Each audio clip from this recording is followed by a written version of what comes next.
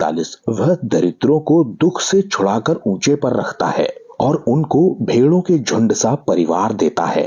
दुख से छुड़ाने के बाद परमेश्वर क्या करता है? Maketh him a family like flock. सोच के देखिए कि परमेश्वर किसी इंसान को दुख से छुड़ाकर उसे भेड़ों के झुंड सा एक परिवार दे देता है। ये किसके बारे में कहा जा रहा है? एक ऐसा दीन दुखियारा जो चर्च में आया है, उसे परमेश्वर ने भेड़ों के झुंड सा एक परिवार दिया है। जी हाँ, परिवार दिया है, फैमिली दी है एक। दोस्तों, कई बार हमें बाइबल से ये भी दिखाया जाता है कि हम परमेश्वर के लिए काम करने के लिए बुलाए गए हैं, हम परमेश्वर की टीम में हैं। ये बात बिल्कुल सही है, लेकिन परमेश्वर हमें एम्प्लॉय के रूप में नहीं देखता है, बल्कि परमेश्वर एक परिवार के रूप में हमें देखता है। उनकी पहली इंटेंशन यही है हमारे लिए कि हम एक परिवार बने। पहले तो परमेश्वर का परिवार और आपस में भेड़ों के झुंड सा एक परिवार बने। लेकिन किसी भी परिवार की तरह आप देखेंगे कि चर्च में भी कई बार विश्वासी से ही जलने लगता है या चिढ़ने लगता है या खटर पटर शुरू हो जाती है।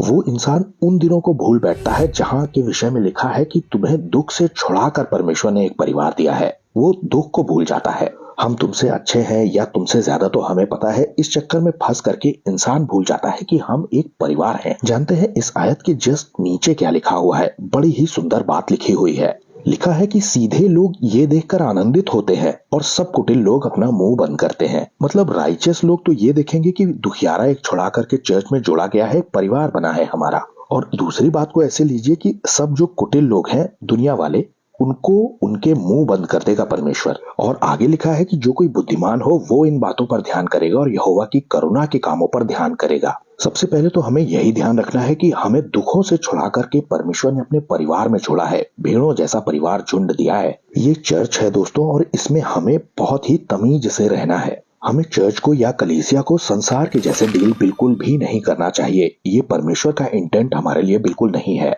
आदि से परमेश्वर की इच्छा यही रही है कि वो परिवार बनाए, परमेश्वर का परिवार हो दुनिया में लोग उसके। मैंने जो ये आयत आज ली है, इसे बहुत ही कम लोग जानते हैं कि बाइबल में ऐसा भी लिखा है कहीं, और प्रचार तो इस पे बहुत ही कम होता है। इफिसियों 2:19 में लिखा है, इसलिए तुम अब विदेशी या परदेसी और मुसाफिर नहीं रहे, परंतु पवित्र लोगों के संगी, स्वदेशी और परमेश्वर के घराने के हो गए हो। पहले तो लिखा है fellow citizens with the saints end of the house hold of God. ये परमेश्वर का परिवार तो है ही,